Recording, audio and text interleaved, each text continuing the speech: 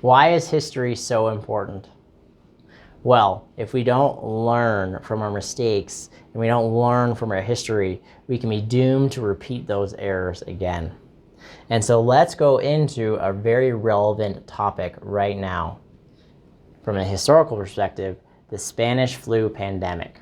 So the Spanish flu pandemic was kind of one of the largest pandemics and plagues in history, and it affected the whole world, not just our country, but the whole world, much like we're seeing today.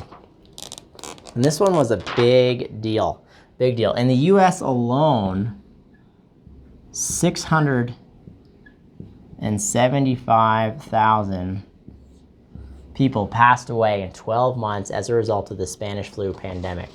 And so that puts in perspective what we're dealing with today, doesn't it? This was a big deal. And so let's learn from this, and so that we can avoid this and then get better for it. Sound good? Cool. Well, let's look at a couple cities and some groups of people in those cities and how they responded to the flu. And so in Iowa, the standard group of people, if they got the flu, 1 in 15 would pass away. That's a mortality rate of 6.7%. A little higher than what we're looking at today, isn't it? But still, huge number. But then there was another group of people that was like, hey, what's going on here? 1 in just under 800, 1 in 789 would pass away if they contracted the flu. That's a mortality rate of 0.13%. So which group do you want to fall into? Probably this one. I agree. New York City, the numbers are a little bit more dramatic. And again, we're seeing that today. Everyone's crowded together. They're kind of packed in there. Again, pretty serious stuff today that we're looking at in New York City. But back then, with the Spanish flu, if you contracted the flu, you had a 1 in 11 chance of passing away. Otherwise, saying 9.5% of cases would die. So just under 10% of flu cases would die if you lived in New York City at the time. In the same city with the same number of people. So 10,000 people were tracked here. This is a per 10,000 cases, and this is also a per 10,000 cases. So in another group of people, the mortality rate was just 1%. And what that meant is if there was 100 people that contracted the flu, only one of them would pass away. What the heck was this group of people doing? Because I know I want to be in with that group. This group of people were seeing a chiropractor to get adjusted. Yeah, that's it. They were seeing a chiropractor get adjusted. What the heck? It's like, how does a chiropractic adjustment do this? Well, 100% of your life sits in your brain. It communicates down your spinal cord and out through your nerves to your body. If your body is encountering a danger like a virus, like a bacteria, it has to first tell your brain what's going on. Then your brain has to tell your body how to mount a response to it. 100% of your life is in your brain. If you were to severely damage your spinal cord, you would become paralyzed or even die, because 100% of your life has to communicate down from your brain to your body.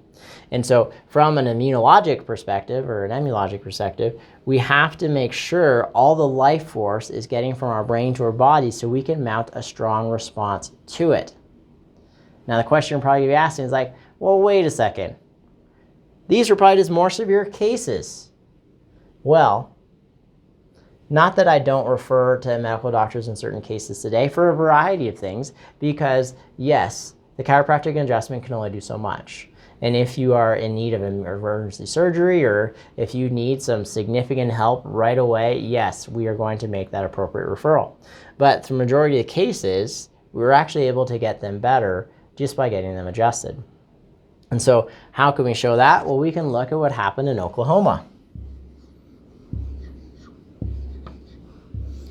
With the dramatic numbers of the day, 675,000 people passing away in a year, obviously the medical system was becoming quickly overwhelmed.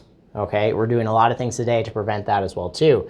And so what would happen is there'd be people that contract the flu and they would just be too far gone, and the doctors would say, unfortunately, you are beyond our help. You are not worth expending our resources on, because most likely you're going to die no matter what we are going to do.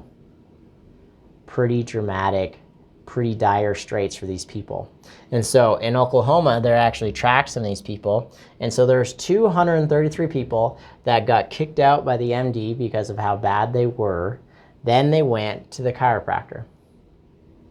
And out of that 233, only 25 passed away. That's almost a 90% survivability. These people were given almost 100% death. They then went to the chiropractor and 90% of them survived.